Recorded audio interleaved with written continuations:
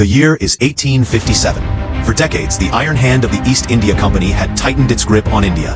The people endured crushing taxes and watched their faiths and traditions disrespected. The simmering resentment reached its boiling point with the introduction of new rifle cartridges. Rumored to be greased with animal fat, a direct affront to both Hindu and Muslim sepoys. This final insult ignited a moral fire. The first spark came in March at Barrackpore, where a young soldier named Mangal Pandey defied his commanders.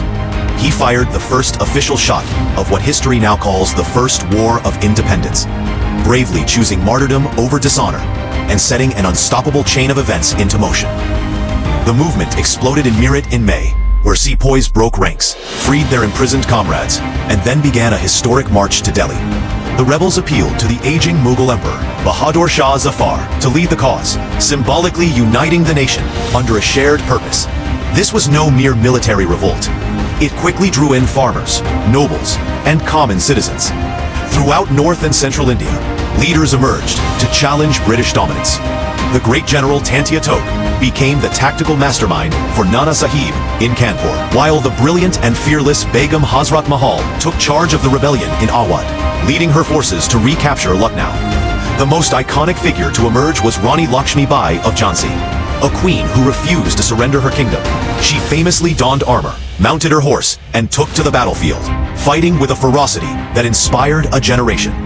Across the battlefields of Gwalior, Kanpur, and Lucknow, these warriors fought with extraordinary courage and conviction against the disciplined, technologically superior forces of the British. Despite their unparalleled bravery, the rebellion suffered from a lack of unified command, resources, and clear, long-term strategy.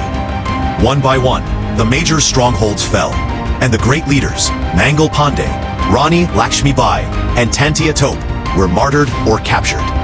Though the revolt was ultimately crushed, and the British Crown formally took over rule from the East India Company, the sacrifice of the warriors of 1857 was not in vain. They proved that the spirit of freedom was alive in India, and that resistance was possible. They shattered the illusion of British invincibility and planted the first irreversible seeds of nationalism.